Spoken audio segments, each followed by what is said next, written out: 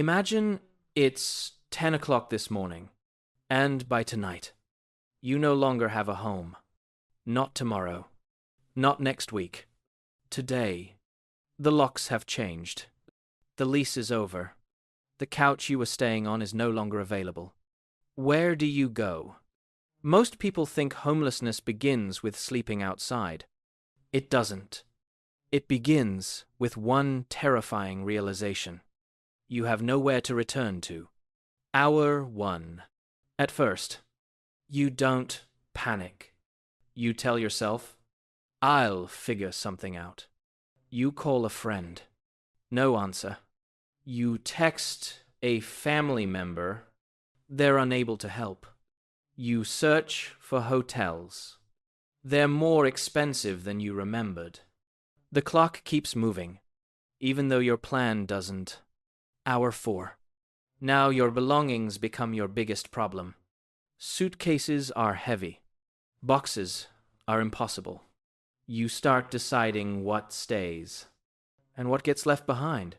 Clothes, family photos, old paperwork, books, small possessions that once mattered suddenly become impossible to carry.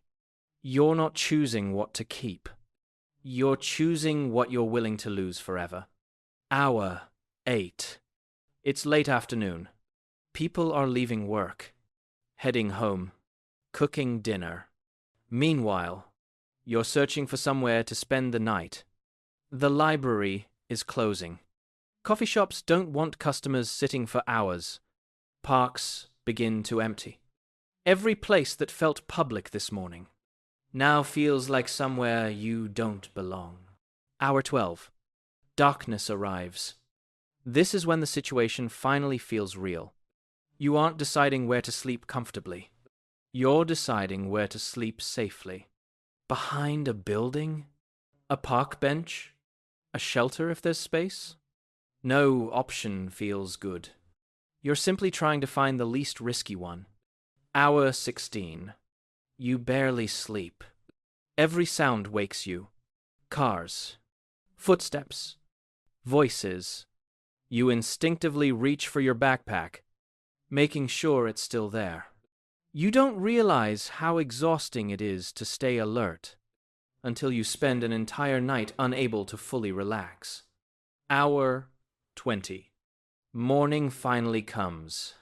Most people wake up in their own bed, thinking about work, breakfast, the day's schedule. You wake up asking completely different questions. Where can I wash up? Where can I charge my phone? Where can I use a bathroom? Where will I eat? The first 24 hours haven't solved anything. They've only introduced the problems that now repeat every single day. And perhaps the biggest shock is how quickly your priorities change.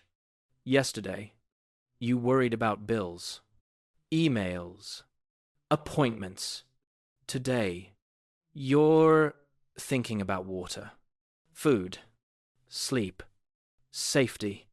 Life shrinks surprisingly fast when survival becomes the main objective. The first 24 hours of homelessness aren't usually dramatic. They're disorienting. One ordinary day becomes the moment life changes completely. Because homelessness doesn't begin when someone sleeps on the street.